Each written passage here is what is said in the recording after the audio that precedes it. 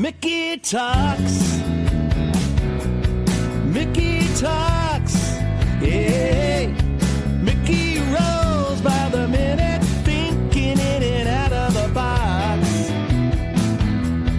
Mickey talks. Mickey talks. Mickey talks. Oh yeah. So let's get into it. Don't you wanna do it?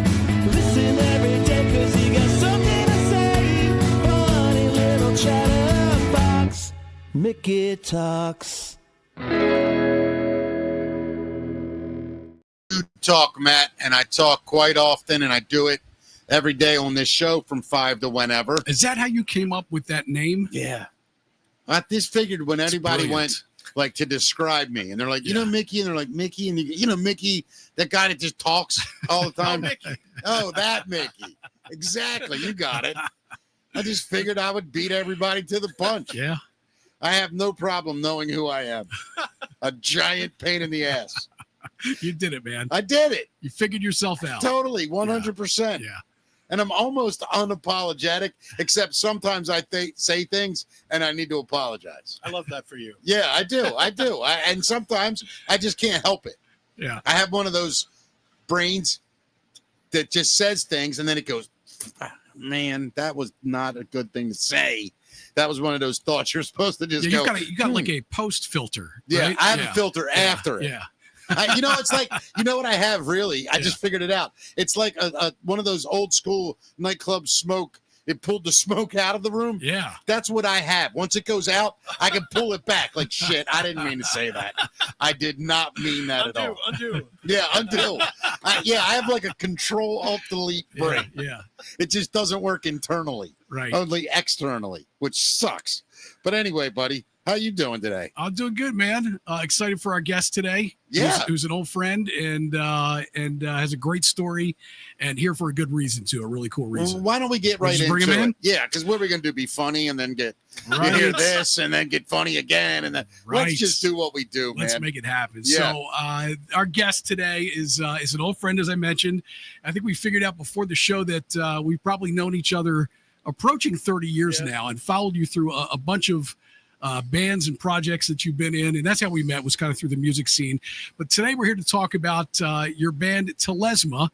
Mr. Chris Mandra joining us right now. And you're here for a good reason we'll get into in a moment. But how have you been, my friend? I've been great. Telesma went on hiatus in 2017. Yeah. And I certainly never expected it'd still be on a hiatus almost, 8 years later. Wow. Yeah. But, we're doing what we can. And to make money in the interim, I've been teaching AP computer science at Mergenthaler Votech. I know. And you've had some great. cool projects we want to get into about apps and computers and all that good stuff too.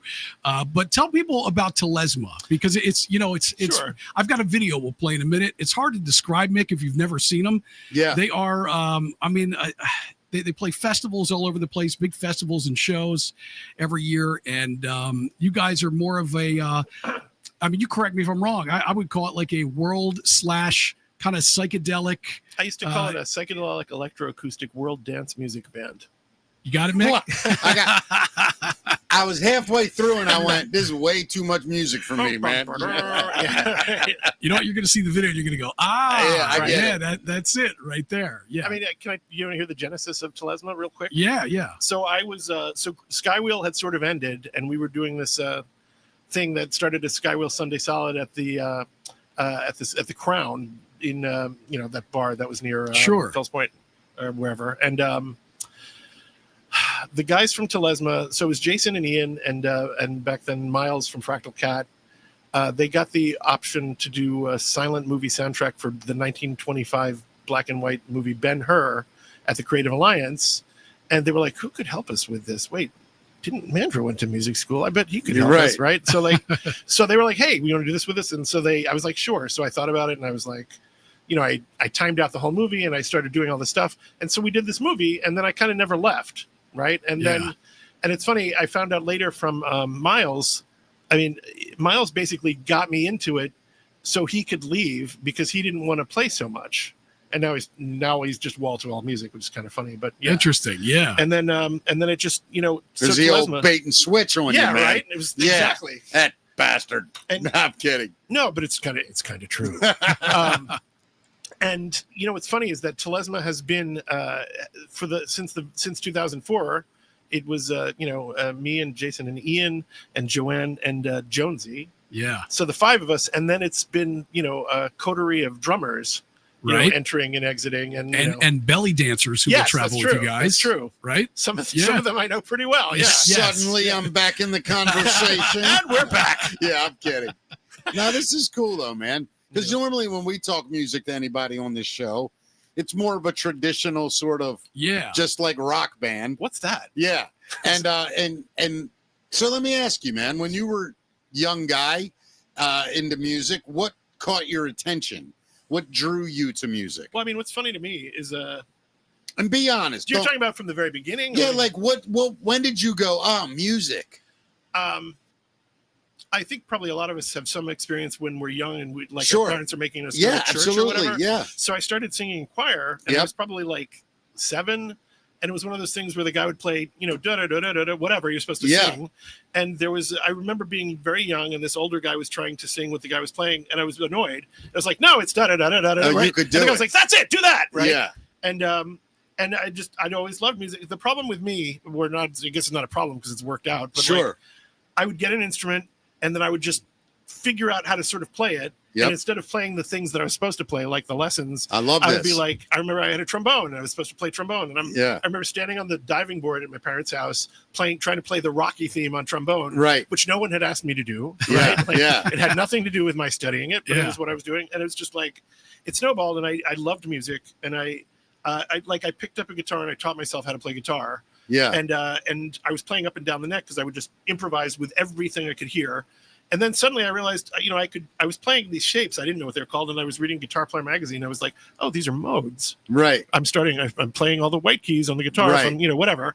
And so I'm learning all this stuff. And it's funny because when you come from that weird tradition where you've taught yourself and then you go to music school, it doesn't make sense. There are gaps in your knowledge, right? So I remember in conservatory, I'm listening to this thing and they're playing these chords, and I was like, all right, that's the 3rd chord from this Mozart piece, but I have no idea what it is, right? Right. And then they're like, well, that's a French augmented 6th or whatever. Sure. Yeah. So that's how I got into it, and it's like to everybody. I mean, it's funny because I would play guitar and I would get so into it, and I don't know if you ever saw me do this or know it, but it was like I would drool because I was concentrating. Yeah, and, I've heard. And then I'd be like, everybody like, Chris, shut your fucking mouth. Right. Yeah. So yeah. What's wild about this band though, Mick? What's that? And it's one of the reasons that I love them so much too. They've got everything from these ancient instruments that they play the band, like Ian, their one of their guys plays didgeridoo. What is it? Mouth harp? Kubing. It's a mouth harp called the kubing. Yeah. Which is a single piece of bamboo that is made in the Philippines, has been cut in such a way you go, and so Ian You've goes probably back heard and them. Oh yeah, of course. One of the tracks. This is like, I've got it here actually. We'll play it in a second, but everything from those ancient instruments all the way up to Chris here building his very own electronic instrument called the man drum. Sure. I have a question for you. I would imagine you would know this well more than I would, or way more. In global music, is there a theme in time signature?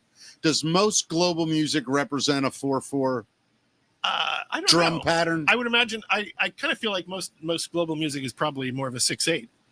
I mean, I can buy that. Yeah, I can. Yeah, but I mean, but also I don't listen to music, so I don't know global music. I don't know. But what I mean is, like, do you think that an even time signature is a more natural human way of creating music? Does that make more sense? I think the way to think about it is this way, because you're saying 4/4 is an even time signature, but if I go duck it to duck it to duck it to duck it to duck it to duck, this is even. Yeah. You don't know there's 3 in there, right? Right. So I mean, does it matter? Well, I guess we'd have to be speaking of melody and things of that nature to accompany it, and breaking it down into signatures individually. But how'd you like that response, Matt? That was lovely. However, what I mean, and let's just talk about it from a human feel standpoint. In that way, don't you believe that the human body moves to music naturally? Yeah, sure. And that naturally, say, that kind of repetitive sort of pattern makes music more palatable to people in general. I do, but I again, I think the thing that I'm thinking, and it's kind of like funk, right? When people talk about funk, they're like, you got to play on the one, and then you can do whatever you want. Right. Yeah. And I think this is exactly that. Yeah. Right. So it's like, as long as there's this constant pulse that's pushing the pulse forward, that's the word. Yeah. But you guys do you guys do have this kind of primal rhythmic thing to you in Telesma, right? It's another one of the things I love about you guys. It never occurred to me until the woman Patty House, who used to do the Karma Fest, used to call it, what we were doing, trance music, which I didn't. We were never trying to do that. Right. Sure. What we were trying to do, we were like, we wanted to do sort of tribal dance music. Dance music evolves much more slowly than pop music. You know what I mean? Yes. And as an example, it's funny because like the shortest Telesma song used to be like 7 minutes long. Yeah. And then I started working on this video game where every song that I was writing was 1.5 minutes long. And that was so counterintuitively liberating. Sure. Right. Because now I'm like, oh, I want to get to the point all the time now. Right. But Telesma was really completely about experience and improvisation and not, just like letting it take is, it's going to evolve over a long period of time.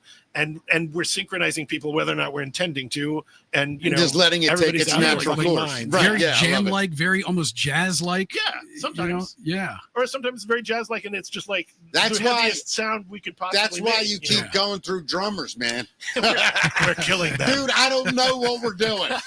I can't find one, you son of a bitch. Where is it? I'm so bad when people are trying to mouth something because I'm like, I don't know what you're saying. Yeah, I don't speak Your music. fly is open. I don't hear it. What? Yeah. I feel like we should let people know what Telesma is here. You want to play something here? Definitely. All right. It's going to look awful. Yeah, that's funny. That's the Kubik. Yeah. And that's Alex Gray painting next. I was going to bring up Alex Gray soon. Okay. That's all right. Yeah.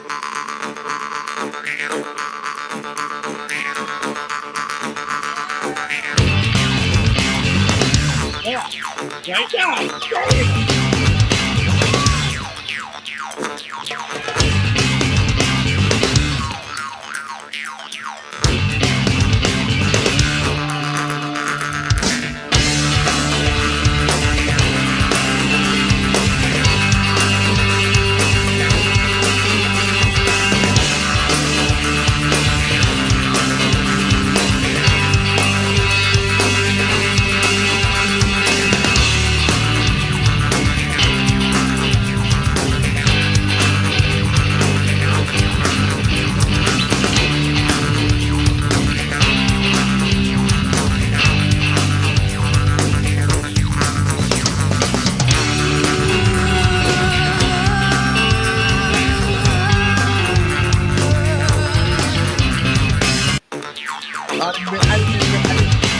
I was just seeing if you could turn it down a little bit because I wanted to say, dude, that is badass, man. Yeah, and I was not expecting that. No, it's no one expects the Telesma Inquisition. No, holy crap. It's an experience seeing those guys live. I mean, it's wild, man. It's almost trance-like at times. That's what they say. Yeah, dude, I would imagine. Now, I'm not condoning any kind of intake of anything.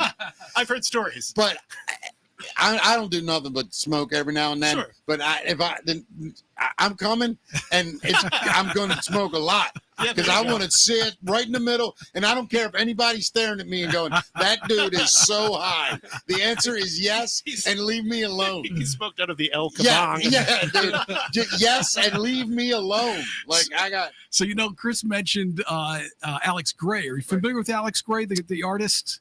That's great. Why do I know that? Well, Alex Gray, he's worked with a bunch of. I mean, he's an artist. He does first all the of all. Tool album covers. Yeah. Okay, got it. So look, I'm sorry. Here's a piece from Alex Gray right here. It's art like this. Oh yeah. Or you can see through the body. See all the veins. Yep. Yeah, and then he's got this place in New York called the Chapel of Sacred Mirrors that you can go and visit. In your band? No. We made a DVD with him and his wife live painting on stage. Gotcha. I was like, wow. But he's done artwork for not only Tool but the Beastie Boys, Nirvana, Meshuggah, and the String Cheese Incident. As well. Really? Yeah. Man. And that guy, if you noticed in the video that we just played, that was him painting to their music. That's what that was. Yeah. Okay, I just didn't know if that was like some performance art part of the band. No, that's a real great artist. We did that show because that's insane. Yeah, we played a show up there and they decided they loved us, and then we decided to do a show with them down here, and we played with them like 5 times or something. Can I tell you a funny story about Yes, all please. man? Yeah. So we were at the Chapel of Sacred Mirrors. It used to be in Manhattan, and then they moved it to upstate New York. Yeah. Wappingers Falls. Was it rent problems? I don't think it was rent problems. No? I think they just wanted a much bigger space. Gotcha. And we go there, and it's like somebody had given me a mushroom chocolate, and so I gave it to Alex, and he said, "Oh, thank you." And I said, "Do you know what that is?" And he said, "Are you trying to tell me this is a hallucinogenic chocolate?" And I said, yes, that's exact. He said, "That is very good information to have. Thank you." Yeah, that is good information awesome. to have. So how did that connection come about? He saw you. How did you guys first interact? There was this is a really weird story. There was a Tool, because I talked about a tribute band earlier when I was talking to you, right? There's a Tool tribute band called Schism. Yeah. And we got invited to play their show at the Chapel of Sacred Mirrors. It was going to be the last one in Manhattan. Right. And we played it, and they decided they loved us, and we just started. They invited us to play a bunch more, and we did, and then we brought them down here. And I feel some similarities between you guys and Tool. You know, funny? You guys intersect somewhere, I feel like. I've never owned a Tool album. Is that right? Yeah, I've not Wow. Me either. I'm not. Is it right? I'm not really. I'll be honest with you. He knows this about me. Like, sure. I have a vast music knowledge. Sure. I do. But I can't help who I am. You know what I mean? Right. And I am like, it's very odd for me to be drawn to that type, sure. Very music heavy, that kind of very incredible technical stuff. I'm a pop guy. Show me the hook and you got me all night. But when I hear it and it's so badass like that's just amazing, dude, man. And when you're that's there, another level experience of it live. I can't imagine. And just all the percussion and rhythm that they have, and then these electronic instruments combined with all that. I mean, it's wild. And you got Ian up there painted like he's going to take you on some spiritual journey. He looks like the cover for Peter Gabriel Plays Live a lot. Yeah, right? yeah. I mean, how many people in the band? 6. Wow. Now, and what does that consider? A drummer? So it's a guitar, bass, and drums, right? And then Jason playing, keyboards and hand drum, and singing, and Joanne singing, and Ian playing. He's got these 3 giant barrel drums. When he died on stage that time, he was playing these 3 drums. They're literally like, you can't just say that and not tell the story, Chris. I will. Mick, you look a little confused. I don't know what just happened. It's like his rig is like they're about this wide and this tall, and they're like all strapped together with bungee cords. And he goes 1, 2, 3. He goes. This is why, like, Ian was so healthy as a guy, as just a regular guy. I'd walk into the practice room and he's going 1, 2, only 200 more, right? So for him to have had what happened to him was quite a surprise. Yeah. So tell us. So we were playing. It's very weird because there's lore, right? And the lore is we had just finished the album, our second real studio album called Action in an Action, which was a concept album about life. Yeah. And in the making of that album, while we made that album, my mom died, which was not a surprise because she had MS. I mean, that's a whole other story. Yeah. But then Ian died. Like we were at Rams Head Live, and it was our CD release party. And, we're going on stage last, and we start playing. And, in addition to drooling, I also play with my eyes closed, sure. right? So we're playing the first song and the whole thing. And at a certain point, everything stops, and my eyes are closed. So I didn't notice. And when I saw Ian on the ground, I was like, somebody must have hit him with a bottle, because that was the only thing that would compute, right? Yeah. And then almost immediately, 2 of our friends jumped up from the ground. One is a person who was an ER trauma nurse, and one was a guy who taught people CPR, and they both started administering CPR to him. And then, I mean, thank God those people were. That's amazing. But that it's they were insane because right? they did CPR until the paramedics came, and the paramedics kept doing CPR until they got to Mercy Hospital, which it's not that far from, right? Right. And then they kept so my understanding is he had 90 minutes of CPR and 5 shocks. Wow. Before this is documented. There's a story in the Sun about this. I'm not making a single thing up about this. Wow. 90 minutes of CPR and 5 of the protocols to give a shock. Yeah. Before he got a rhythm back to his heart. I didn't understand when this first happened. I thought having a heart attack meant your heart just stopped. Right. But it has electrical energy. It has no pulse. So it's like a fish flopping around. Right. Yeah. It's not ejecting. So that's what they have a thing called the ejection fraction. So when your heart is squeezing, it's ejecting, right? Right. He had like a 14% ejection fraction. So like if the doctor who was taking care of him had not said, listen, if it were me, I'd want you to do it one more time. Because they knew he didn't have drug, like he had some weed maybe, but like other than weed and like 5-hour energy, there was nothing in his system, right? Turns out he had an electrical defect nobody knew about, and he had some sort of a infection that had moved to his heart, and those two things were the perfect storm to make this happen. But then 3 weeks to the day he went into the hospital, he walked out of the hospital, and 3 months to the day we did the show again, calling it the Resurrection Show, which is incredible. And so was he actually declared dead at one point? I don't know the actual answer to that. I don't think so. I mean, I don't know. He would have been if they'd stopped for sure. Yeah. You guys should do a show at the Vatican. I mean, that's like miraculous, dude. What the hell? Yeah, man, talk about a choir to join the band. Well, look, wait a minute, Matt. One second. That's one of the most fascinating stories I've ever heard in my life. Yeah, and he's a regular guy now, like nothing happened. It's funny because after that happened, he got really into running, and again, it's not like he was in bad shape or anything, right? But like compared to me, he's in excellent shape. Yeah, and he got into running, so he started like running marathons and stuff, like running 60 miles. At a certain point, he decided that he needed to stop that, but he's like, he's completely fine. Yeah, that's unreal. So somebody's looking out for you guys, because one of the reasons you're here today is because your bandmate Jason Sage was in an awful accident recently, and we've got to go fund him. Different guy. You gotta change this band's name to like Jinx or something. Yeah, man.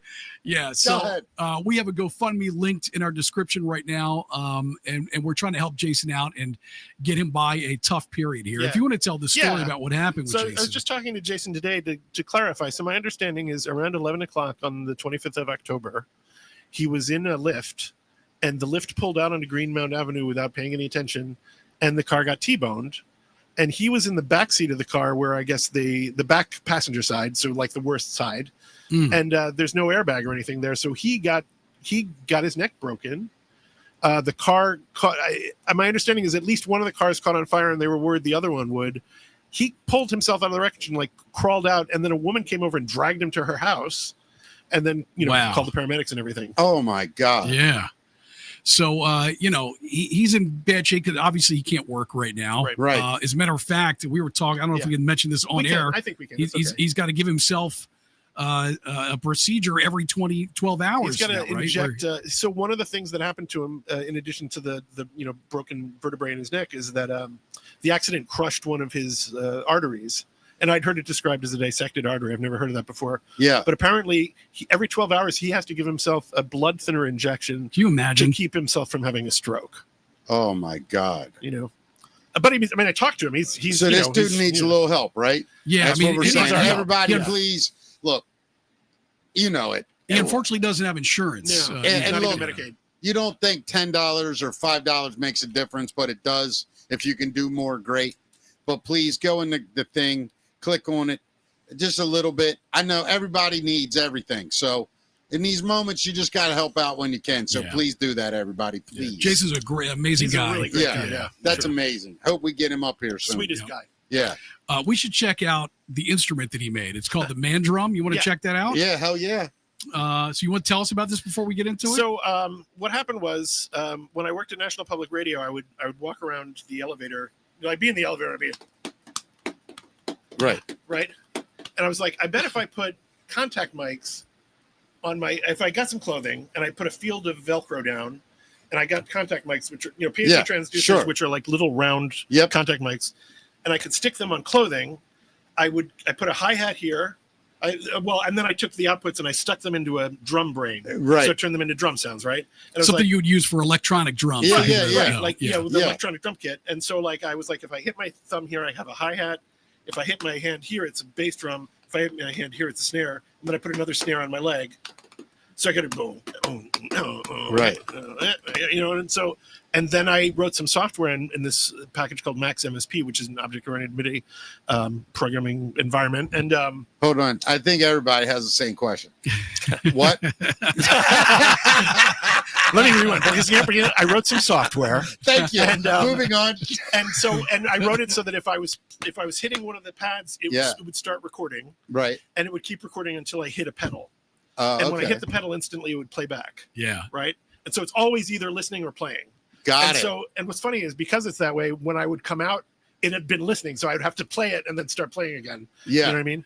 And so I made it so I could play drum and bass on my body because I would connect it to synthesizers. And every time I hit the bass drum, it'd be like boom, boom, boom, boom, boom, boom, boom. You right. know? And if I hit it harder, so if I hit it light, it's playing the bass drum, the bass. If I hit it harder, it's playing, pads, like chords on top of it. And I had it work so it sounds like really kind of questionable jazz because it's generating random bass notes, but then it's generating pitches and chords above that, harmonics almost. So it sounds right? like things that make sense, but it's like it's weird because it's somewhere between completely random and jazz. It's right? Yeah. So Chris plays guitar and this instrument. Essentially at the same time. We can check out this demo that he did here. Yeah, I did this demo at 2006 at the lab school where I was teaching. And so these are kids. If I had a bass drum and a hi-hat and a snare drum, I could do something really neat with that. And so I put piezo triggers on clothing. Is my voice actually that high? It was. So I have a bass drum, and I have a hi-hat, and a snare drum, and I have another snare drum. And so I started doing exactly what I was doing before.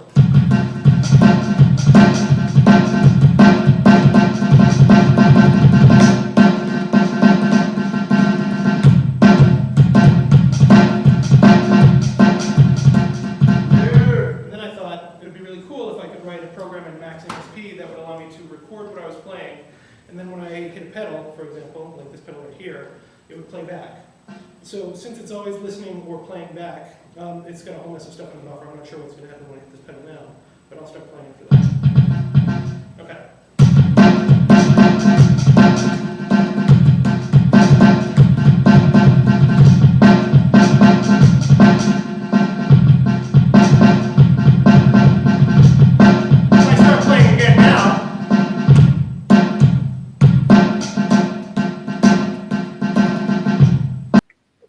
So, I mean, it's just, it's wild to me. It's like this futuristic, essentially, instrument that you created yourself, combined with all these ancient instruments and contemporary instruments, and you guys put it all together, and it's magic. Thank you. It's wild. Is there like an instrument in the world you wish you could play that you can't?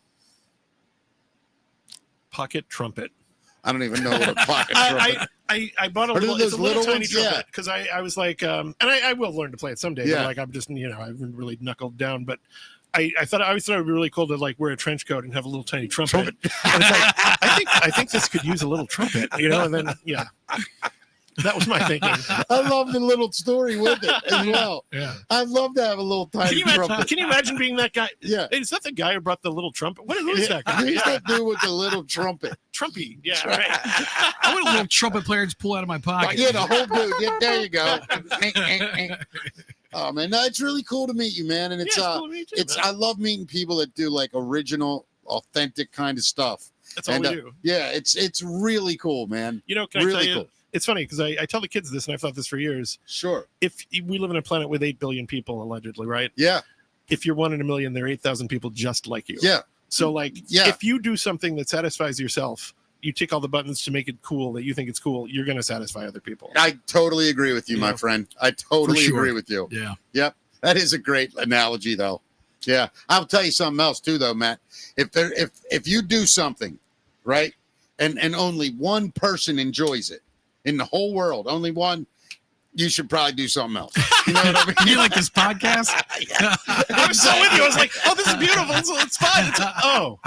Hey, you're a musician. I'm a comic. Let me have my freestyle. Hey, can I tell you one thing? Yeah, man. So the video you're just showing, if you go a little further, like it's 3 minutes or something, you'll see me on the floor. Yeah. But it's where I discovered dubstep. I wish I had the other part of the video. Oh, I don't, never mind. unfortunately. Okay. Yeah. Oh, that's awesome. Yeah. Now, what year was that? That was 2006. I was teaching at the Baltimore Lab School. Wow. Yeah, That's almost incredible. 20 years ago. That's Yeah. crazy. Crazy. It's very weird, and it's like I don't have any experience with teaching. I have no extra knowledge teaching kids with learning disabilities. Right. So I mean, it was kind of like teaching kids with severe ADHD everyday music Yeah. is kind of like being in the movie Groundhog Day. Trust me, I get it, man. So, Chris, I know you showed me yesterday, sir, but I don't remember one Oh, thing. we don't get any of that. It's just it's like a dial tone, right? Yeah. So, Chris, how did you introduce the man drum to the band? Like, how do you come in and say, I'm going to play this instrument I created? Well, you know what's funny? Yeah. So what happened is I had been working on the man drum before the band, before Telesma. Okay. And so when we did the Ben-Hur thing, the drum triggers were going into. I had this analog Tama Techstar drum brain that I got somewhere. So it'd be like boo boo boo boo boo boo, right? And then I was doing this thing where I would because I run this thing through at the time my crate tube guitar amplifier, and so I'd kick on the distortion, right, and then I would either change the pitch of the drum, or I have what a chaos pad is. Oh, yes. Yep. So DJs use them with their fingers. Yeah. I play barefoot. I put it on my pedal board and was manipulating with my foot. Wow, So that's awesome, man. So like I could tell you what it was, no one would care, but it would use this effect that makes it sound like it's screaming with distortion. Right. And we were doing that for the chariot race in Ben-Hur. It was just crazy, and then it just kept going. So they saw it from the very beginning. Wow, Oh, that's amazing. So man. cool, man. So is Telesma going to play a show again anytime soon? It's been a while, I sure right? hope so. But I Yeah. mean, the problem is that like I know a everybody's place doing they stuff. could play. Where Yeah, we haven't showed you the special theater here yet. could we play there? Yeah. Oh my God! Really? We would love to have you play there. I would Yeah. love to play there. Yeah. Dude, we'll show you. Okay. Anyway, getting back to it. I think we would love to play. I think the problem is like everybody's doing something else, and there's some people have some health problems still and trying to figure. Yeah, you know what though? That's no excuse. But what about the fans?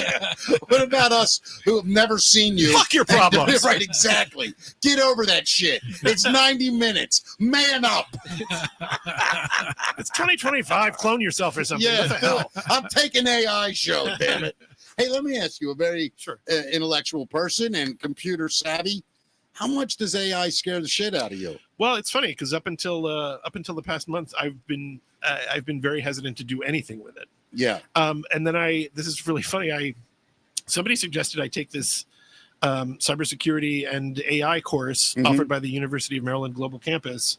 And part of it, what's funny is if you take this course, they were looking for non-STEM teachers, which is funny because that doesn't work out for me because I'm STEM. Right. But like they'd give you a really nice Chromebook when you take the course with a touchscreen and everything, and they'll pay you $1,800 to take the course. So after taking the course and seeing actual people using AI for things that I thought were useful, not like, oh look, I'm making people out of work, or right, you know what I mean? yeah. I've had zero interest in using AI to write a letter, or Right. But doing like lesson plans or trying to figure out, like, there's this concept of differentiation when you're teaching people at different levels, like they were either accelerating or they're excelling or they're having problems. Yeah. You can take a thing and you use AI to be like, all right, this material that I'm teaching these kids, can you rewrite it so that it's appropriate for a person with a second grade reading level? Yeah. And it does it. It's amazing. Like, wow. It's funny because it is I can see it as a productivity multiplier in the most positive way. Sure. Yeah. But I mean, it's dumb as rocks sometimes. Like I've done this thing where they call it vibe coding, where you're like, I have this idea and you prototype a thing. And what's funny is this was a year ago, but working with ChatGPT a year ago, sometimes it would be like the scene I was talking about the scene in Monty Python and the Holy Grail where the prince is not supposed to leave the room.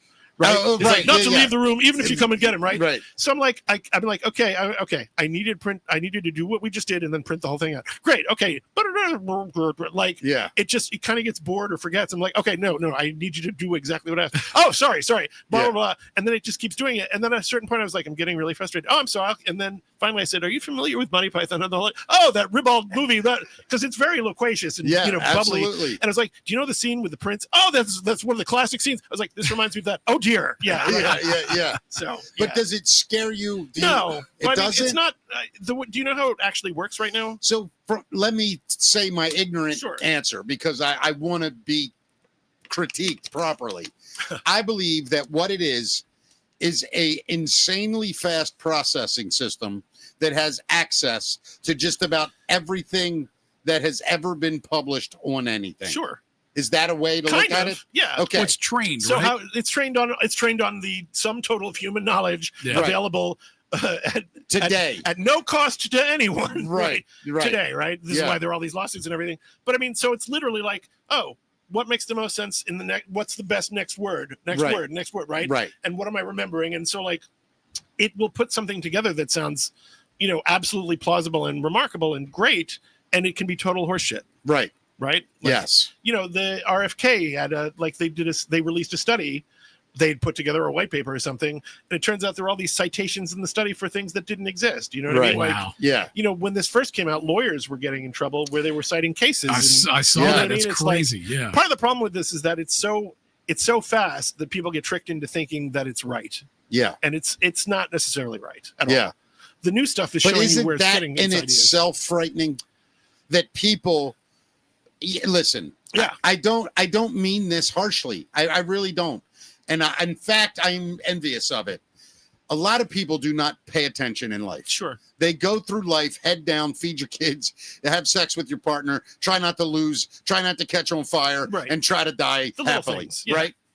They have no idea what it means Right. other than they get on their computer, which they can barely afford, Right. and they go to AI and they go, how far is the sun? And it tells them Right. precise, and then they just build from there. So my question to you, if it can make those kind of mistakes, and if it can lead to that stuff, Mhm.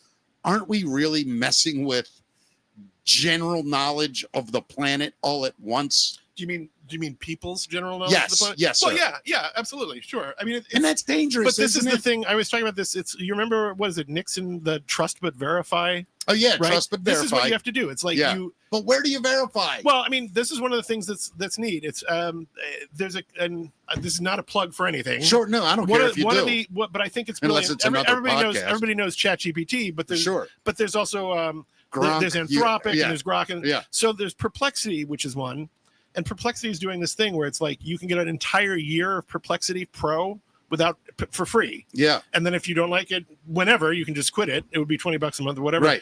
But I mean, it's so brilliant because I've been using OpenAI. I wanted to try. I don't want to be locked into the first people who ever did the thing. Sure. And so what I've been really impressed with is Perplexity made their own browser called Comet, which is based on Chrome. And it has the you can ask it questions on a web page. Yeah, It's got an assistant, and it shows you everything where it's getting its information. As it's funny because you can. So it's citing. You can go in as deep as you want, like where you can see all the questions it's asking itself and where it's getting the information from. Oh, cool. And so you have sources to go back to. I Now, like that. I guess it's possible to read those sources wrong or something, but it's better than where it was. Well, Yeah. let me ask you. So speak on this Sure. because aren't there different types? So right now, I think we have narrow AI. Is that right? And the thing that people are worried about is general AI, right? When these things. Oh, I see what you're saying. Yeah. Yeah. Well, Before you answer this, because it's really important to this answer, what he just asked you, a guy like me. okay. What is the difference between narrow and general? Well, the difference is. I'm sorry, Matt, because I didn't even know what you meant. Yeah. So he's talking about where we are now, which is using large language models and everything, and what they call artificial general intelligence, right? Which is when we think of HAL or something. Right. And so to tell you something really telling, the guy named Jan LeCun, who works for Meta, is quitting Meta because he's like, listen, where we are with the large language models and ChatGPT and everything is cool, but you can't get to artificial general intelligence from here. It's like the world's greatest parlor trick. It's not a bad trick. I mean, like I use AI like a tirelessly knowledgeable friend I can ask random Right. shit about and go off any tangent I want because it's all written down. Yeah. So I can go back to where I was. I can pick up the thread. If you and I did that, we'd kill each other because it's just Sure. like, but the whole thing where it's actually like has thoughts and feelings and you can't get there from where we are right now. But No, that's part of the I problem. agree with that. Wait. So just so I understand. Sure. So that's kind of what people are afraid. They're afraid of general AI, and then there's like SI, right? Like super wow. super intelligence, which isn't. I We mean, don't have that right now. I was always assuming once we get to artificial general intelligence, it's going to become. It's going to create itself. Yeah, right? it's just going to keep snowballing. Yeah. Yeah. And is that dangerous? Well, the people who are making it say it's hugely dangerous. But here's my question. Well, some of the We people have to feed it all the information, correct? allegedly. This is another problem. Yeah, keep going. No, you go. Well, what I would because say I is, don't. have you Matt, guys do you heard- mind we talk about this? No, Have no, you heard of the no. dead internet theory? I don't know. So what's happening is, all right. Well, say this. I'm gonna make a joke about Uptown Funk. Okay. When I first heard Uptown Funk, it sounded to me like a pelican ate up all of the music from the 80s and then shat out Uptown Funk. I understand that Right? completely. And that's what's happening right now, right? So the dead internet theory is that all this, we are where we, like in 2020, at the end of 2022, Yeah. the world was in a certain place, Yes. right? And the AI was hoovering up everything, and ChatGPT was just starting to come out. Now, all of this stuff is being created or recreated or modified by ChatGPT and shot back out on the internet, Right. which it's ingesting again. Right. And eventually, It'll eat itself. it's going to keep eating itself, and it's just going to be like, okay, here's your thing. Yeah, Right. yeah, Like it's just, yeah. so that's what's happening. Like all the, oddly, all of the, like, you know, But human endeavor is running out. I saw like a month ago on Bill Maher, there was a guy that's like he's like the AI guy. Okay. And pardon me for not knowing. I'm not sure. Yeah. But he basically, and it was more than a month ago, but he basically said that the real fear is the people inserting the AI models. Oh. We don't know what the future brings in AI, who designed it, and for what. No, that's a really good point. It could really, truly be, something that is great, and it's groundbreaking in the beginning, but the back end of this thing has an ulterior motive. Well, you could say that, we're programming morals into this, but the question is, whose morals? Who's deciding what those morals are? The head of Anthropic was I just saw in I think a Wired interview where he's like, listen, it really bothers me that I'm not an elected person. I'm just a person. I have this, that basically 6 of us or whatever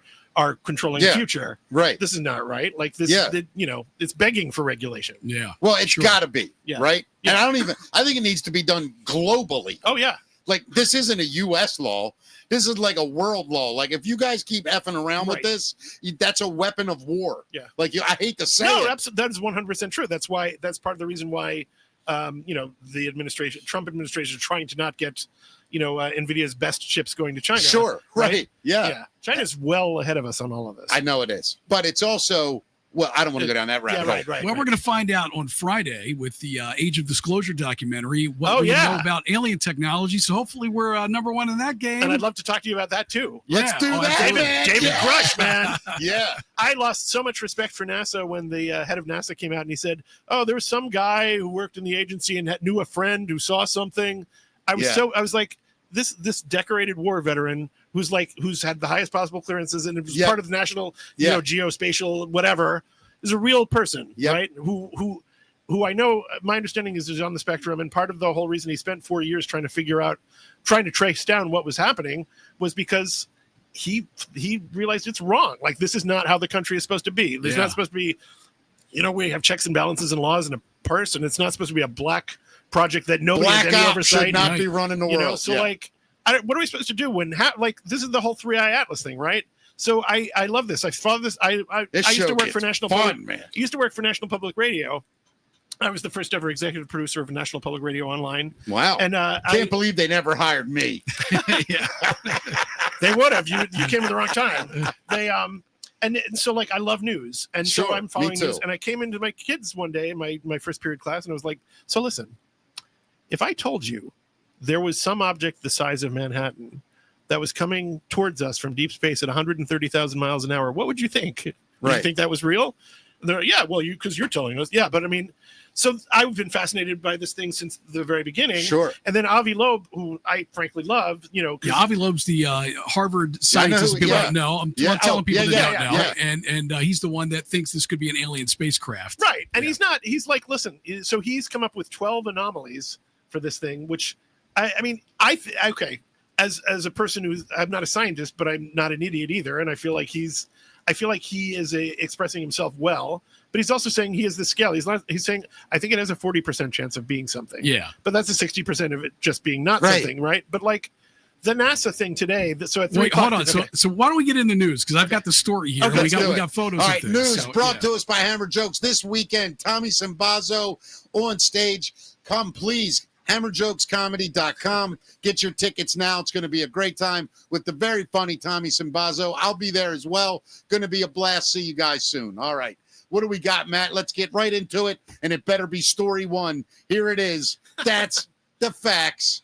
Matt, what do we got, buddy? All right, so we might as well lead off with this NASA story for today. They held a live event about the Three-Eye Atlas comet today, and they shared images.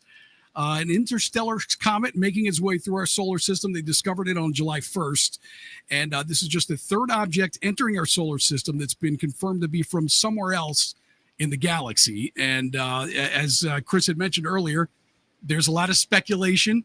There's people that think this is an alien spacecraft, and other people that are like, nah, it's just a comet.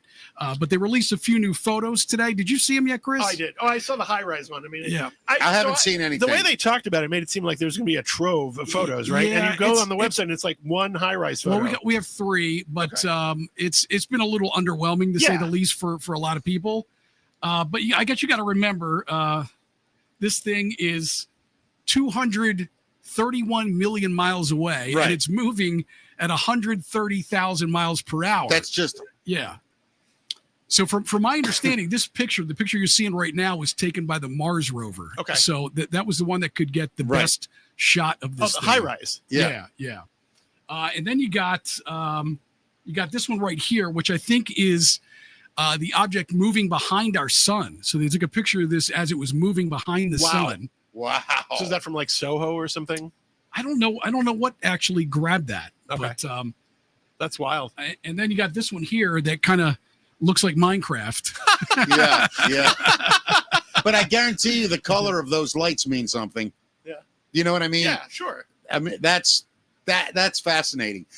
You know, when you really put it all in perspective, you got this massive thing coming that a very credible Right.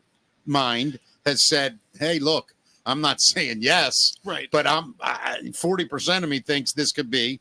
On top of that, you have this documentary basically telling God, I can't wait humans, to see that. me either, but basically telling humans, look, yeah, we're sorry. We've been covering shit up for a long time. We didn't know what to do. And now they're here. Yeah. They're coming. So what are we doing? Ta-da. Yeah. You know, and when you look at the global situation right now, I'm not saying it's perfect. Things are calming down a little bit. Maybe there's a chance here that it's all orchestrated and good. Like maybe they really are maybe, coming, yeah. and our government has talked, or the world, Earth has talked to them and realized, okay, it's time for us to up our game. Right. Like it's the new enlightenment kind But of thing. there's so many stories. Yeah, go ahead, Chris. Well, have you heard about Dr. Beatrice Villarreal? I think? Yeah. Do you know the story? I do. Yeah. So she was looking at these photographic plates from Mount Palomar Mhm. from the 50s Yeah. before we had anything in space, Yes. and made this realization that there are things in the plates where it seems like there are things that are stationarily, like Placed in stationary orbit, that are reflecting sunlight, that are not moving with the star background or anything. That, you know what I mean? Wow. Like, and she does a paper about it. And what's funny is, it seems very compelling. She got peer-reviewed paper. Archive, which I thought would take anything, rejected her paper because they're like, this has no scientific interest. Like, what? Yeah. Right. Yeah. Something weird is going on. It is, man. Yeah. And you know, there have been, it's not just the United States. I mean, countries from around the world, credible people Right. from governments and military and things like that have reported the same things around the globe. So it's not just here in the States, but obviously, you know, my hunch is the military industrial complex has all the secrets, and and it's on a need to know basis. So think about this. Yeah. Do you remember you know the famous story where Eisenhower said, "Worry about the military industrial complex"? I think that's why, because the story is that he was the beginning of this whole thing. Yeah. And then they shipped it out to the all of the places that make weapons and things, and they're doing all the R&D trying to reverse engineer it, and it's just a huge money making machine for everybody. And the idea that, well, I mean, one of the things I think part of the problem with disclosure right now is that the people in charge are afraid of being executed or something when it comes out I'm that sure. they've lied to everybody forever. Yeah. So some people are saying, listen, we have to give them amnesty just so we can get it out. I don't know how I feel about that, but I mean, the argument they make is, what if we've been sitting on basically limitless energy that doesn't cost us anything? what are we doing? Why are we doing this to people? And who has the right to do that? Well, I also wonder if, because they've had it so compartmentalized for so long, have we even accomplished anything with the stuff that we have? That's a good question. You know, I wonder. Okay, here's where I get a little goofy. And while I believe that it is weird that we have done this to ourselves, Sure. I also think it just comes down to good and evil people. Maybe. And not to get biblical, Sure. because the Bible can mean they anything. Are getting biblical. It's What's weird. that? Some of these people are getting real biblical. Very. Yeah. And when you really start thinking about it, when we hear the word God, what we think of may not be accurate, Right. but it may be real damn close. Right. In that there is something out there that knows more than us, that knows us, that maybe created us, and it's coming back to maybe save us. And I know that sounds strange, Right. but isn't it also strange that all this other shit is happening? To be honest, it doesn't sound strange to me at all, only because so many of these things have been cited around nuclear weapons. Yes. Right. And there's a famous example. I don't know the guy's name, but he's got a beard, and he's one of the guys who was working on, filming the ballistic missile. Yeah. Where the UFO, they have video evidence. I've heard about it from this credible guy. From and it's like for turn flies the around. nuclear power plant on and Yeah. off, it's essentially, shooting. right? It flies around the warhead and it's shooting like lights at it or something. Yeah. And it renders it inert. Right. Yeah. And then it it just doesn't even crashes. blow it up. No, it just It just makes turns it stop. the nuclear Yeah. shit off. Right. weird. Mid-flight. Yeah. I know, Like, it's incredible. So my point is, if let's just say there was no Bible, right? Mhm. And something came down, walked up to you, you Sure. saw it come down, and it appeared light, just appeared as right. Yeah. And it said to you, I am an overlord, whatever you want to Sure. call it. I know more than you. I created you. Right. Tell your people to calm the fuck down. You're about to kill each other. And right? welcome to religion. Yeah. Yeah. Well, but let's just say it's not. Let's say it happened right now. Okay. Wouldn't we describe it as humans Oh, sure. basically in the same way that this all-knowing thing came from the sky? I mean, yeah, but we no, I have mean- different context for it. I think at this point, though, we know more about the universe. We know that we aren't the center of the universe Right. anymore. We know that we didn't know the solar system. Wait a minute. The universe I'm not existed the past our center- solar Well, you system might be. until the 1930s. I mean, Right. it's only been 100 years since we've known that we're bigger than our solar system. well, right. Because maybe we weren't ready. You understand what I'm We saying? might still not be ready. Yeah. I don't think we are. Well, this is one of the things. I think we're going to kill half know- of ourselves if this turns out to be true. Who's the guy who worked at Area 51? Bob Lazar. Bob Have you heard yeah. Bob Lazar talk about Oh, religion? yeah. Yeah, I've listened to Bob Lazar for countless So hours. Bob Lazar talking about the big folder about religion. Yeah. And the idea that we're containers of souls, and that, Right. Yeah. and that they're I guess the idea is that religion was made to keep people from murdering each other. Of course, it's Right. control. Well, but we're trying to keep the souls good, right? Yes. That's the idea. Yeah. I don't know. So, I mean, I look at religion as like original laws. That's all they Sure. are. They're just the original laws, like humans' constitution. I was talking about this. You know It's what I like- mean? And some of them, it's like, okay, don't eat things that eat stuff off the bottom. Okay, Okay. that's not a bad idea, Who right? cares? Like, I don't know. Yeah, maybe, but it does taste good. You know what I mean? Like, Depends. yeah, like in the Jewish faith, you don't eat shellfish, Right. right? And it's like, if they knew what lobster was, I'm just telling you, because I'm Italian, Sure. and Jewish people and Italians are very similar. Sure. That their love of food and stuff.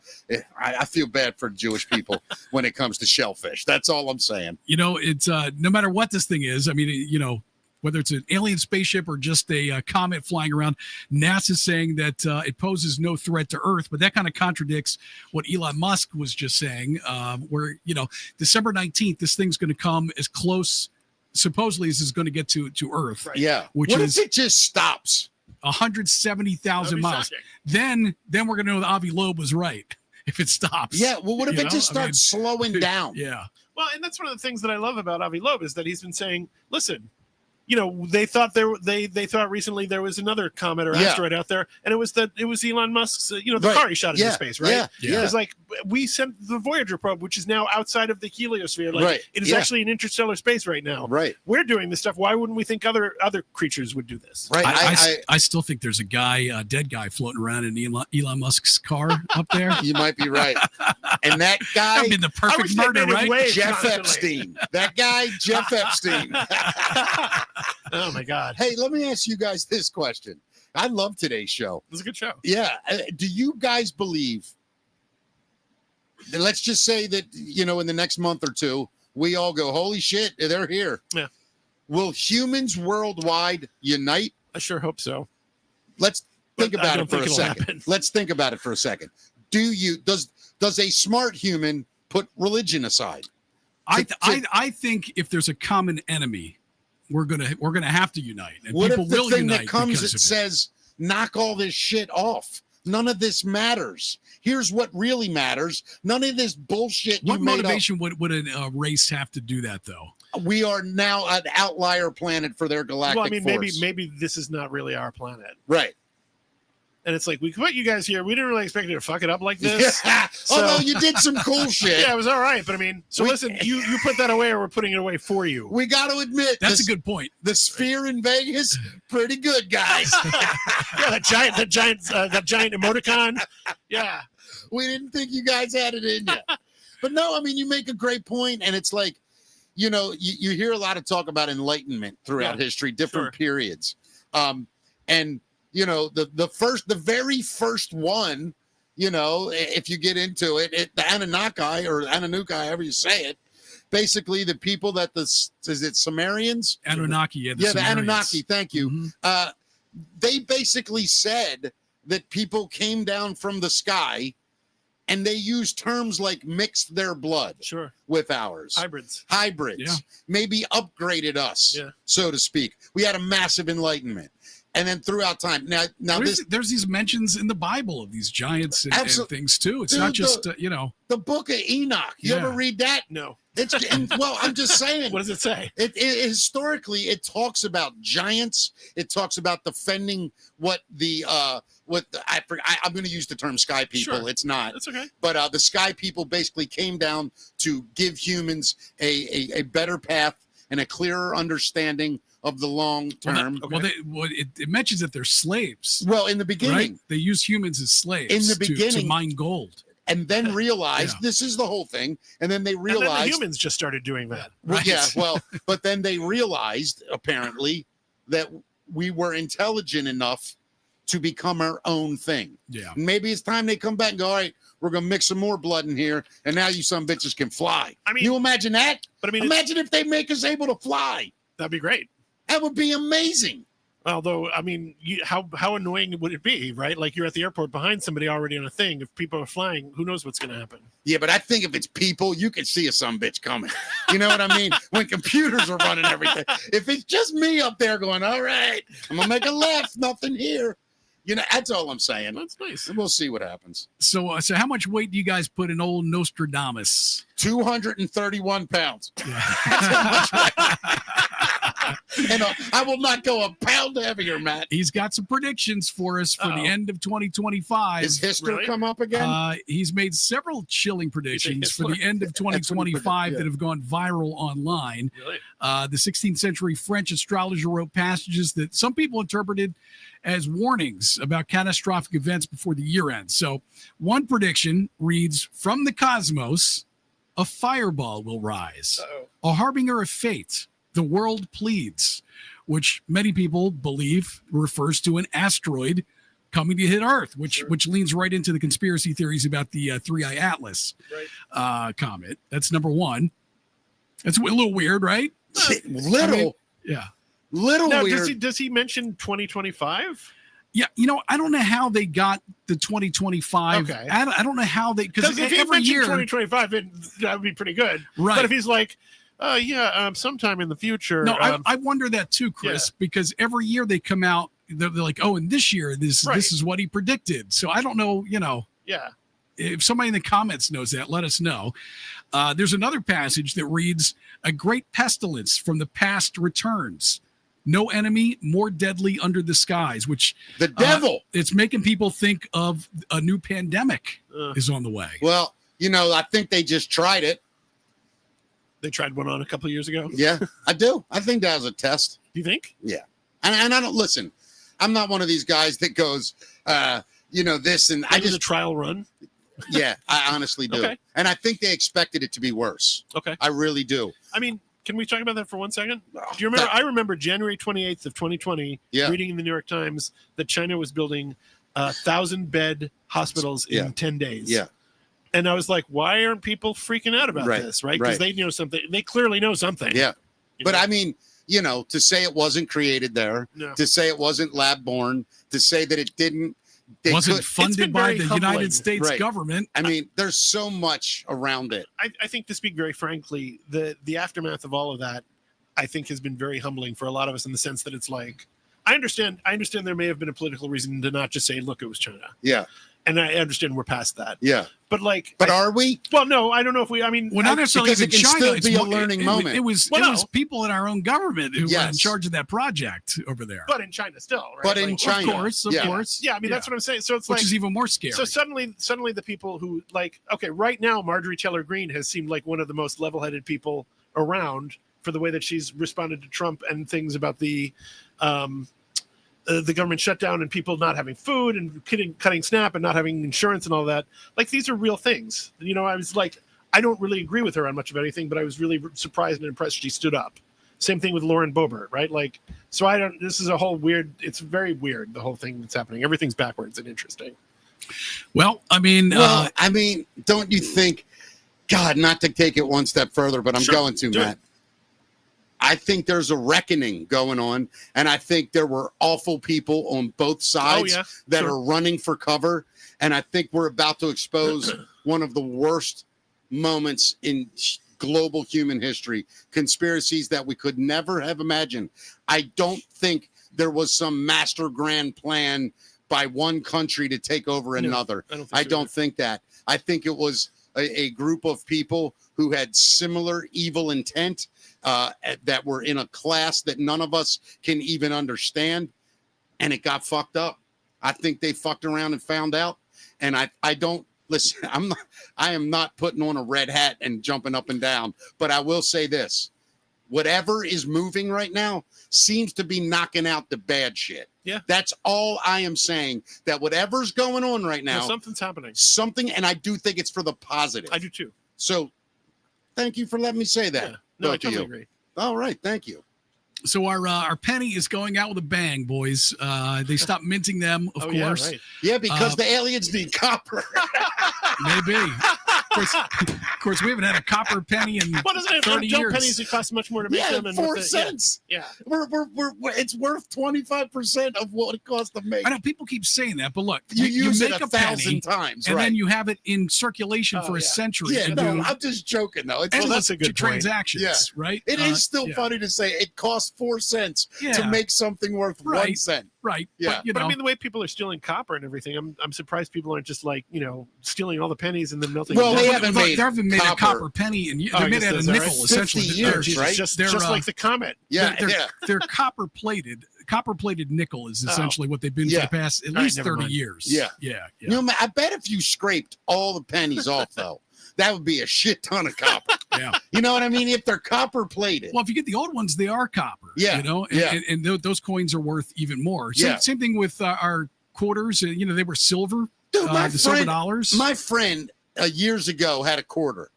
And he was always like, dude, this quarter's going to be worth a lot of money one day. And I was like, dude, it's a quarter. When you're ignorant and young. Right, yeah. Like 5 years ago, I saw him. I go, hey, man, joking around. I go, you retire on that quarter yet? He goes, pretty close.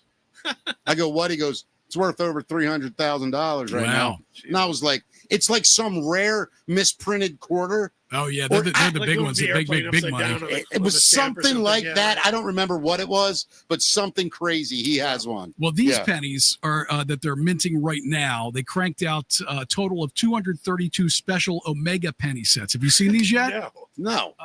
So the Omega pennies have this little Omega sign on them, which is going to make them incredibly rare. I don't think they're putting them in the circulation though, which kind of bums me out. Not at all. They're just going to auction them off to Oh, collectors. that's so dumbass. They should randomly put like $10,000 Like worth the of golden pennies. ticket. Yeah. Yeah. That'd be amazing because look, they're saying This country's so dumbass. they're gonna auction these off to collectors starting on December 11th, and some experts predict the Omega penny sets could sell for anywhere between $2 and $5 million. Jesus. Yeah, I'm with you, man. And if these things were released into circulation, they'd probably be worth even more. Yeah, I would think. I mean, do you realize how much money you have to be worth to pay millions for a penny? Yeah. Just psychologically, you have to be worth so much money. I've been saving up my whole life. Yeah, man. I was thinking about this just yesterday. Yeah, let me think. Do I feed my kids this week or do I just hang on to this penny? I know it's going to climb. What's your guys' thoughts on the taxis? Would you get into one of these self-driving taxis? Because they're about to be on our freeways. In Baltimore? Not in Baltimore, Okay. but they're going to launch them first in San Francisco, I mean, Phoenix, and Los Angeles. Are you talking about the Tesla ones or are you talking about like Waymo? These are Waymos. I would get into a Waymo. Yeah. What is a Waymo? What do you do? It's just it's like a I think it's a Volvo that has like LiDAR on top and all sorts of sensors. Yeah, so it's And an, it just it's, drives itself. Yeah, it it's an stays autonomous on the vehicle. ground. 100%. Stays on the ground. Yeah, it's not a flying car or anything. Yeah. it's an autonomous vehicle. Thanks to AI, it can now handle high-speed highway driving, merging, lane changes, and exits. Yeah, I'll be supposedly. Yeah, I'll be honest with you. Now it is a little different, but it's probably 70% like driving a train.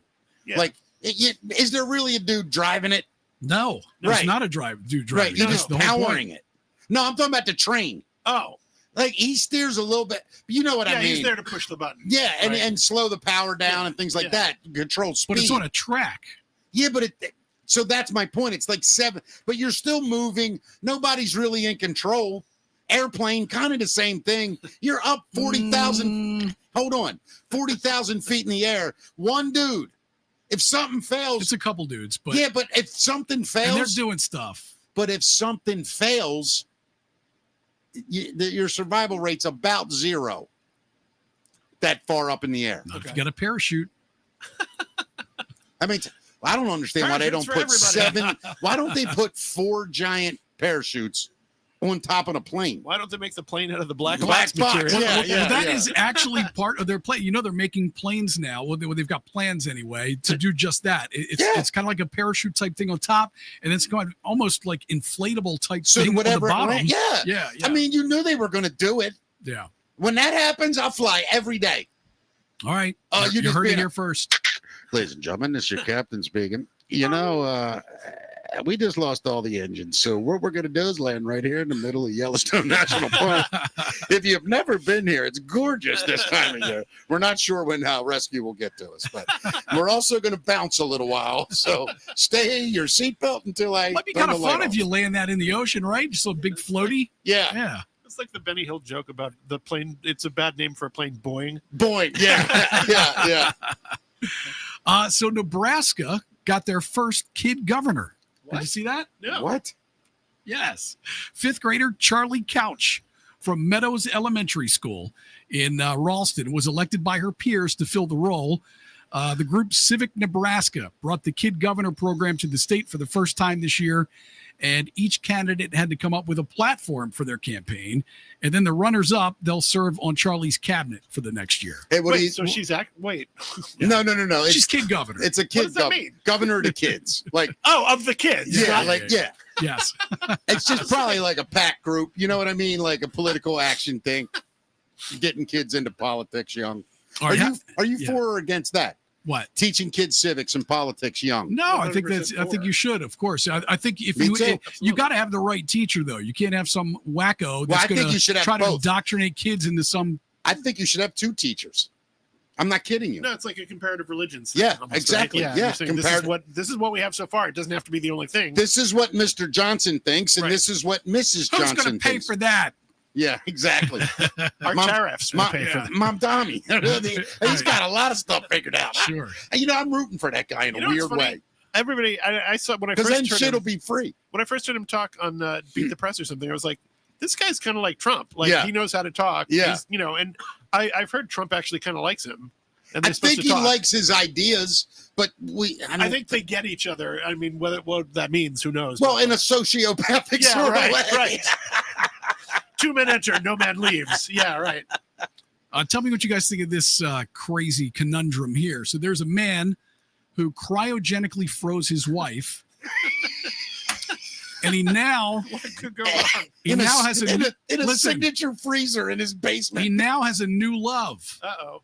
So there's a moral debate going on. He's ignited this debate after a Chinese man who had his wife cryogenically frozen found love with someone else. Yeah. He decided to have his wife Zan frozen in 2017 after she passed away from cancer.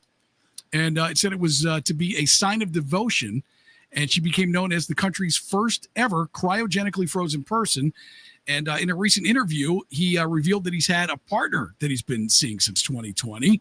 And Chinese media has been all over it. And That's horrible. Many people jumping down his throat. Yeah, I mean, what's the sentiment? That they think he's an asshole now? Yeah, so many wonder why he didn't just let go. Well, she died, right? And he froze her. Yeah. It's not like she was about to die and she got flash frozen. Yeah, but in all Right. fairness, they never bring her. Like, she's so cold. Like, who wants to live with her? You know? She's frigid. She's very frigid.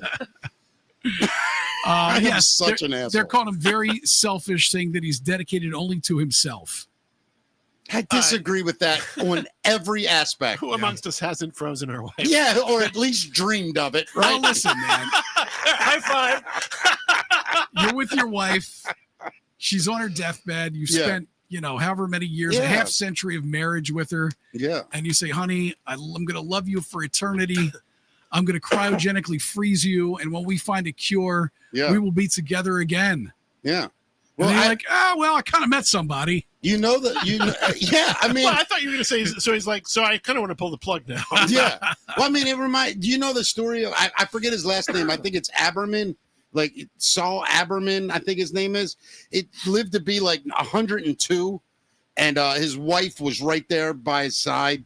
But like the story is that he survived like some of the worst things in life. Like he tells, like, apparently the story goes, he was on his deathbed and his children were around and his wife was there. Ida was her name. And he said to her, Ida, as I die at 101 years old, I met you 85 years ago and we survived everything. World War I, we survived the concentration camps of World War II. And Ada, you were right by my side. You were there every step. We finally came to America. We had nothing. We lived with zero, had 3 children together. We had nothing. We starved at night, but you were right by my side. And here I am at 101, and we still have nothing. And Ada, you're right by my side. You're a jinx, Ada. You're a jinx. You son of a bitch. Oh, my God. First time I heard that joke, I almost passed out. I swear to God. Anyway, moving on. So we'll wrap up here. We've got the top reasons why people head to the ER on Thanksgiving. You guys ever had any Knife cuts. Thanksgiving mishaps or I anything? am not. No, Good, I haven't good, either. good. But I guess I bet cuts are bad. Finger Yes, cuts. that's number 1 on the list, I believe. Dr. Reed Caldwell from the ER sharing his top 5 injuries that could bring people into the hospital during the holiday. The cranberry sauce intolerance. Cuts and lacerations, number 1, mainly Yeah. on the fingers and hands. Sure. Fat lips and black eyes, number 2. Uncle Billy drinking again. Damn it. Possibly. It does say head injuries is on the list, so maybe that is part of that. Yep. Burns is number 2 due to turkey fryer accidents. Oh, God. The burns are mainly on the face, hands, forearms, and even feet due to dropped food and sauces. Bam. Then you got orthopedic injuries. And then finally, last on the list is stomach woes. No explanation needed. None. Yeah. 0. Nada. Yeah. I'm good. Thank you. Good. Stay safe this Thanksgiving. I'm going to do my best. Yeah. Hey, I got to tell you, this is one of my favorite shows so This far. was a lot of fun. Yeah. I'm really enjoying it, man. Between the music I got put on too, the great conversation. We don't really get like into that kind of stuff often. Yeah. That No, was- enjoy it always. Yeah, I love that stuff, man. Same. Let's talk about some music. You want to do that? Yeah, we got Chris here, first of all, from Telesma. I got Telesma's page linked in the description if you want to check that out. And also the link for the GoFundMe for your bandmate Jason, who really could use some donations right now to get himself back on his feet. Go ahead and click that link. And I also have your other band, 8-Bit Desperados, link there. People want to check that out, Chris. Hooray. Yeah. We'll get into some music? Yeah, buddy, I'm ready. Here it is. Coffee Balam. Go to coffeebalam.com, bringing you the music news. Coffee Balam is an incredible coffee company right in Costa Rica. Nice. It grows beans in one of the only 5 blue zones. Maryland company, though. I was getting to that. Okay. It's grown right there in Costa Rica, and the people that own it are right here in Maryland. It is some of the most delicious coffee you will ever have in your life. It made my boy Matt a coffee drinker when he never drank coffee at all. Wow. And he drinks it black, right? I do too. Yeah. That's got to tell you something. So, all right, let's get to it. Here it is. Matt's. Oh, if you go to coffeebalam.com, use the promo code Mickey Talks for 10% off. Here it is. Matt's Music Minute. Yes, sir. So, in celebration of Pink Floyd's upcoming 50th anniversary of their 1975 Wish You Were Here, they've taken Shine On You Crazy Diamond parts 1 through 5 and combined it with Shine On You Crazy Diamond parts 6 through 9 for a huge 25-minute Shine On You Crazy Diamond parts 1 through 9 mix. Wow. Who is this? Pink Floyd. Oh, okay. Yeah. So this is the first time that the song, which is a tribute to their former and now late bandmate Syd Barrett, it's been released as one continuous piece. And it'll be included on the deluxe reissue of the album, which will be out on December 12th in various configurations. Do you guys know the story behind that song? I don't know much about Pink Floyd, honestly. Yeah. I learned to appreciate them later. It's a wild story, Wish man. You Were Here? Yeah. Well, when they were recording Wish You Were Here, and specifically Shine On You Crazy Diamond. Did he come in? Or Talking to Mike, Chris. Yeah. So is this where what's the guy's name?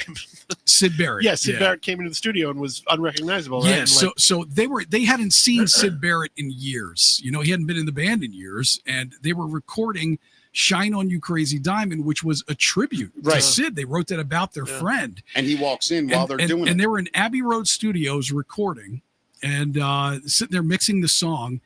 And in comes this guy who was, he was overweight at the time. Yeah. He'd shaved off all his hair and his eyebrows. Yeah.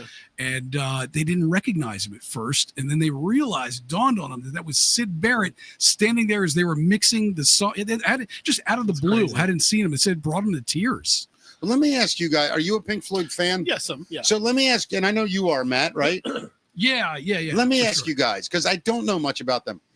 How insane was he, and how much of a genius was he? I don't know that much about early Pink Floyd, honestly. Yeah, that's the thing. So Syd Barrett, he was the mastermind behind everything. Was he really? The beginning? Like Saucer Full of Secrets. And Saucer Full of Secrets. Yeah, I mean the first couple albums, he wrote some soul albums and stuff too, but he was kind of the driving force behind the band, and unfortunately started dealing with, not only mental health issues, but also experimenting with a lot of drugs, and things like that, and essentially after he left the band, he just became a hermit and lived, I think, at his mother's house for the remainder of his years. It's still very incredibly well respected by Pink Floyd fans, and there's tribute bands that'll tour that just do Syd Barrett stuff around the country. Yeah, it's amazing, man. Yeah, it's amazing. Let's talk about Eminem and his new lawsuit. What? Who's he suing? Yeah, he's going after a beach brand called Swim Shady. He filed a petition to cancel the U.S. trademark of an Australian beach brand called Swim Shady. Petitioned the U.S. Patent Office asking them to cancel their trademark. But Swim Shady isn't rolling over. The company says, quote, Swim Shady is a grassroots Australian company that was born to protect people from the harsh Australian sun. We will defend our valuable intellectual property. They sell stuff like beach umbrellas and towels and swim bags and shorts, but it sounds like Eminem, but I get it. It's also sounds like a beach brand. I don't think Eminem will win this one. You don't? I don't think he will either. Nobody's going to make a mistake. Like, it's not like they have a picture of Eminem and they're trying to sell their towels, right? Or they're even remotely affiliated with music or hip hop. Yeah. Or it would be one thing if there could be confusion, but it's like, No, you're right. Yeah, we'll see. Yeah. He'll write a song about it, I'm sure. He'll diss track or He's something. gonna destroy them. Yeah. So Dolly Parton has her next business idea. Want to guess? Nope. Wow, God, I can't make a joke Well, about the first thing Dolly. she's doing, she's opening up the Song Teller Hotel in Nashville, but now she's got something else new that she's working on. You know, I'm gonna put her down with like Betsy Ross and some other cool chicks in Amelia Earhart. Like, I could name more women. Don't get me wrong. I'm just trying to get through this. I really think Dolly Parton is a great lady. I do too. And a great American. For sure. I just do. I think that if we all lived our lives a little more like her, it'd be probably a nicer place. She's a national treasure. Yeah, you agree, right? Yeah, absolutely. Yeah, awesome. Of course. Yeah. Good I mean, it was she's like Lucille Ball, right? Like, Yes. I'm glad Lucille you said Ball, that. Like Star Trek wasn't going to get a gig, Right. Because they have this mixed cast and Yeah. everything, and Desi Lou gets in there and makes it possible, right? Yep. Like, we all owe Desi Lou a lot. You know, there's a great documentary on YouTube. I'm a huge Lucille Ball fan. Comedy has been my whole life, and she's the first person I ever laughed at. Sure. Like, it's them and her and the Three Stooges. So I've watched so much about Lucille Ball, and you really should watch an interview that she did. I believe it's with Barbara Walters, but it might be before that, where she's with her new husband, and she talks about those days. Yeah. And what There's a whole documentary you can watch on them now. Yeah. And man, what a lady. What a strong, Smart, convicted, smart, hilarious. But she gives so much credit to him. Desi Arnaz. Yeah. And she said it was criminal the way they treated such a talented human being simply because he was Cuban. She said it was disgusting. Well, they went and opened their own studio, didn't they? Yeah. And made gazillions of dollars. Yeah, good for them. Yeah. Yep. So back to Dolly. Yes. She's going to open truck stops. Of course she is. So next summer, she's going to be opening. great, I bet. Yeah. What is it? They're going to be great. Yeah. I'm sure. She's opening this summer. Dolly's Tennessean Travel Stop in Cornersville, Tennessee. It's part of a brand new partnership where her team will take over and rebrand. She said that she spent the bulk of her life on the road and more specifically on a bus. So all those years visiting greasy spoon cafes and truck stops and roadside pit stops have given her an understanding of what travelers desire on the road. So could be more than one eventually too. Did I tell you my idea that I've always wanted to do? I just don't have the balls to do it. I wanted to take like a long American car ride, and I wanted to fund it by doing stand-up comedy, but only doing them in diners and truck stops. Right? It sounds like a tough crowd, man. What's that? It has to be a documentary. Well, here's the idea, is that I go to these places and I say, listen, here's my idea. I would like, I'll stay. If there's no customers, I'm not going to do anything. Okay. If somebody walks in, I'm just going to turn the mic on, welcome them, talk to them, and see if I can make them laugh for 1 or 2 minutes. And if I can do that, I'll ask them, would you like me to continue or stop? Whatever they decide, that's what I'll do. Look, you really want to impress me? Do a Waffle House tour. I would do that. You know what I mean? I would totally do that. Yeah, get your butt kicked every night. Well, it's going to be half stand-up and half like commentary on the fighting. Yeah. Oh, now he's down. Oh, he's going down. It's running out.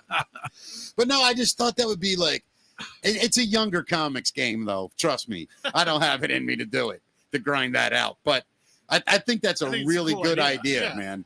And because what you learn along the way is about the people. Sure. If the comic can do what I do, which is just talk to people. Yep. You know what I mean? Sure. I think it'd be almost like, you know how I could do it? Will work for Moons Over Miami. Random interviews with people. Yeah. Just, hey, can I interview you while you eat? I'm making a documentary just about people's lives. Talk to you for 10 minutes if you're interested. Get out of here, kid. Yeah, I mean, you'll get a lot of that. I think it's cool, right? You know, it reminds me of there's a documentary called Time Indefinite by a guy named Ross McElwee. And it was supposed to be about Sherman's march through the South. Oh, yeah. Did you ever see it? But it ends up being about him and like his interest in these women. Oh, like, really? Yeah, it's completely it makes a documentary about himself instead. But it's like it's great. Like I'm remembering it now. It's terrific. That's awesome. I got to see that. Yeah. So your boy Youngblood, love him. he teamed up, of course, with Aerosmith and also Steve Martin for a reimagined version of My Only Angel. So this will be a stripped back version of their lead single, My Only Angel, from their upcoming collaborative EP called One More Time that's set to be released on November 21st. And the reimagined version of the song features a banjo solo by Grammy award-winning musician Steve Martin. He is a badass banjo player. Oh my Yeah, God. yeah. He's like, isn't he like one of the best on the planet? Yeah, got a Grammy. Yeah. Dude, I mean, that's crazy. it really is. You know, and by the way, I hope that younger people never forget his genius, Steve Martin. I mean, he is, to me, in the same category as Charlie Chaplin. He's a brilliant guy that understood silliness at such an intellectual level.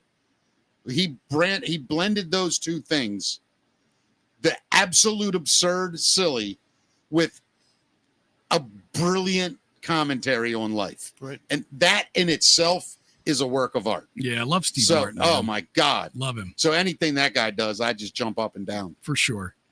So Vinnie Paul loved to cook while he was still alive. Vinnie Paul from Pantera and a few other projects, of course. Yeah. His recipes are now available at the Rainbow Bar and Grill.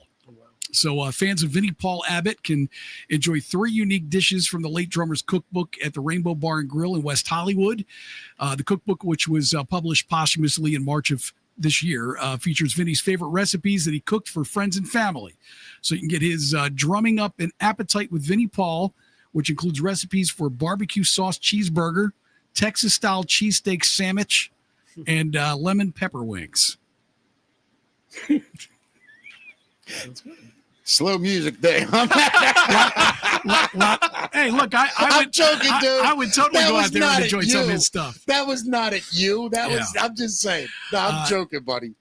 You know, it's amazing how many of our rock stars out there they love cooking. And, you know, you look at Dave Grohl, who travels around with his grill. Well, you know what it is? And, you know, grills meats and things. I didn't know that.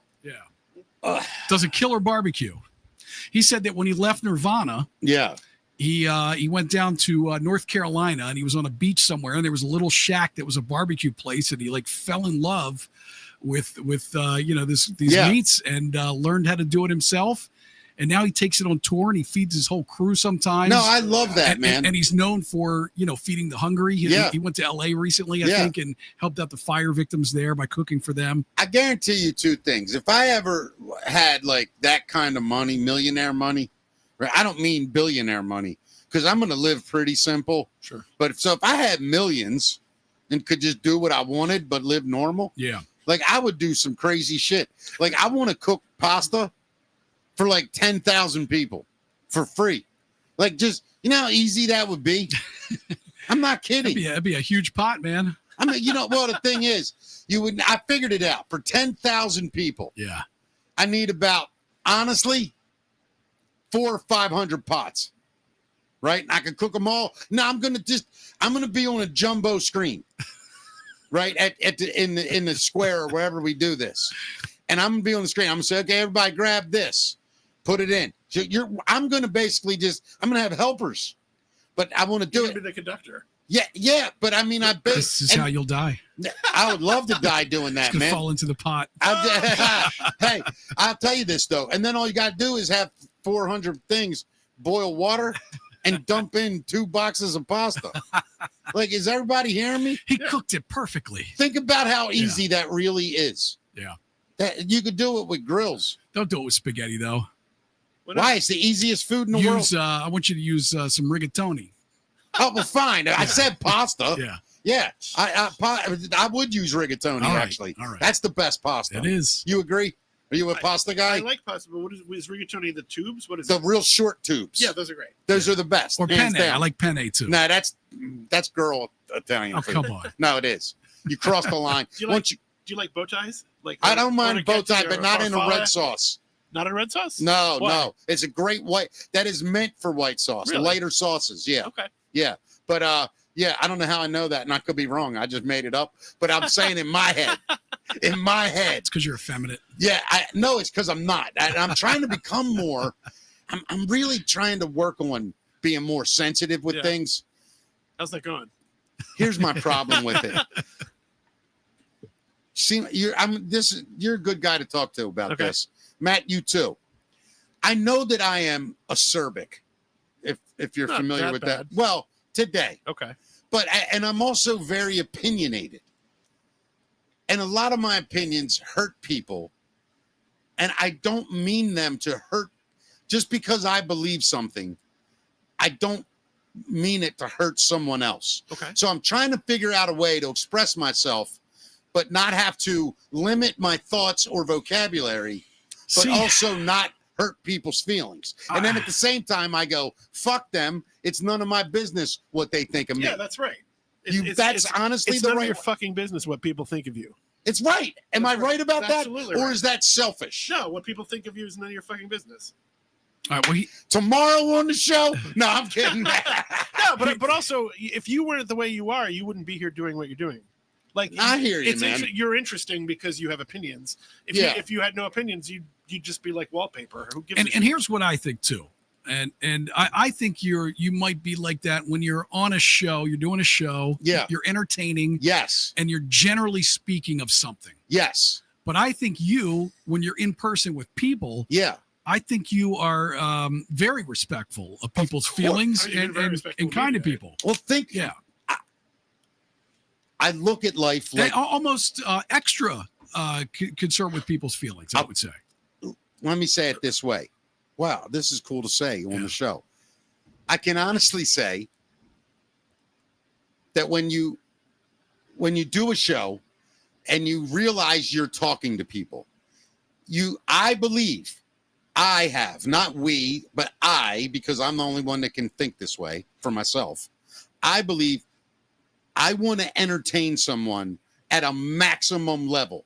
And sometimes the ideas of sort of prodding someone or sort of saying, hey, look, asshole, I hear you, but I don't agree with you. I think this way.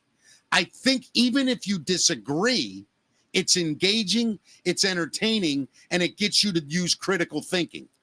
And so I feel like I'm doing a good thing, even if people disagree with me, because it's never the intent to put anyone, anything, or anyone down. Well, you nailed it right there. It's really all about intent. And a lot of your intent is to make people laugh, and it's not to hurt huge people. part of that. Yeah. Yeah. And I realize stupid, obnoxious, ignorant things make people laugh. Right. And I don't know why humans can't embrace that about ourselves.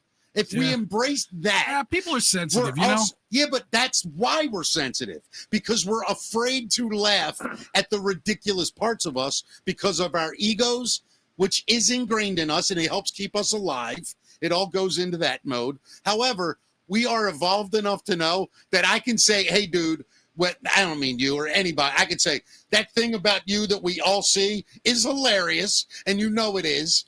And I'm sorry that it embarrasses you, but it makes me love you even more. Like, Well, that's the important part. but why? I don't understand why more people can't grasp that.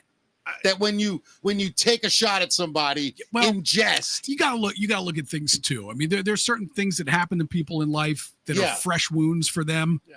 And when you're in that, there are limits to what I'm saying. Yeah, there are limits to what I'm saying. They're going to take offense to it, but that's not something bad about you either. You'll never hear me do something like that either. Right. And if I did, I I deserve all the bullshit that goes with it. Yeah. But anyway, I just, like we talked earlier, something is changing in the world, I think so. and I think. Matt, we've talked about this too. I think a lot of things are starting to come together where a lot of people seeing things. Yes, things are being ripped apart, but at the same time, there is this happening as well. And if you're really paying attention, you're starting to notice little things like, all right, this may work out. Yeah. It's ugly right now. And we're exposing a lot of evil shit. Yeah. But it seems like we're getting a grip on it. So don't, and now they start saying things like, well, new poll shows in the next 5 years, there will be a political assassination. And I'm like, why would you release that poll? Who's polling that? Yeah, right. Here's another thing. In a recent poll, it showed that girls will start blowing me for no reason whatsoever. Does that poll count? I missed that poll. Yeah, I would have got your name in it too, Nice. but I didn't get to the editor in time.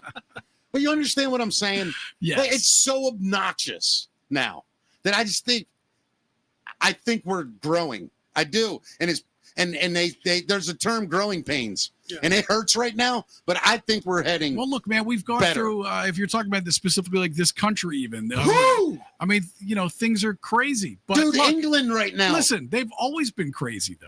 I mean, not go back to come on, go back to the Revolutionary War. Yeah, then yes, okay? But think about that. Yeah, that wasn't we.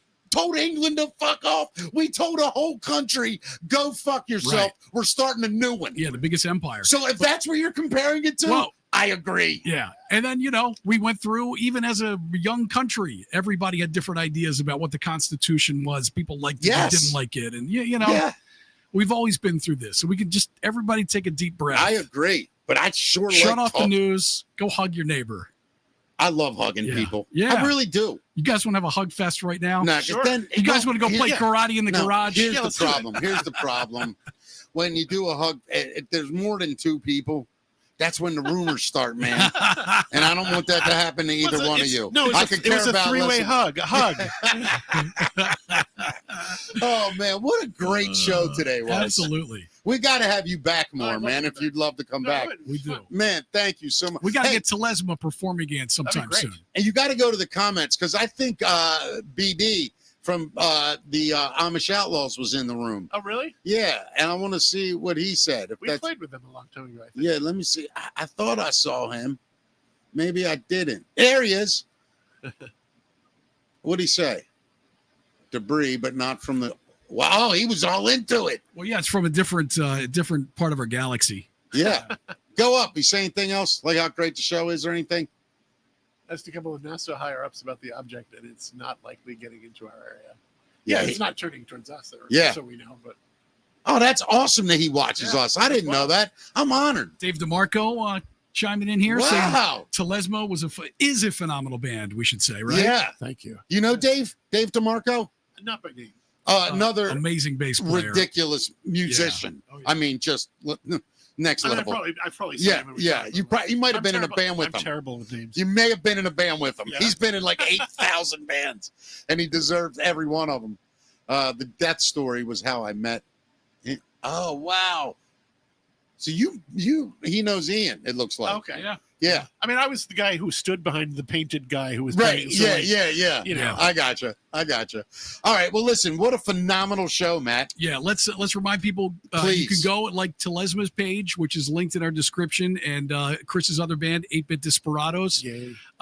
And of course, please donate to help out Jason, who is part of Telesma, of course, going through a rough time, had that car accident. Yeah, please. Does not have insurance, trying to get back on his feet. Any little amount will help. Please. Yeah, please, guys. Thank you. That's beautiful. Thank you, everybody. Hope you enjoyed today's show. It was wild. We took a bunch of lefts, some rights, and straight down the middle. Then we went in reverse, up and down. And what a great show. Thank you again, my friend. This is great. All right, we'll see everybody tomorrow at 5. We got a guest? Yeah, we have Jed Duvall coming on, who does a Paul McCartney tribute. Oh, I can't wait for that. That's right. Awesome. Super excited. See you guys at 5 tomorrow. Bye, everybody.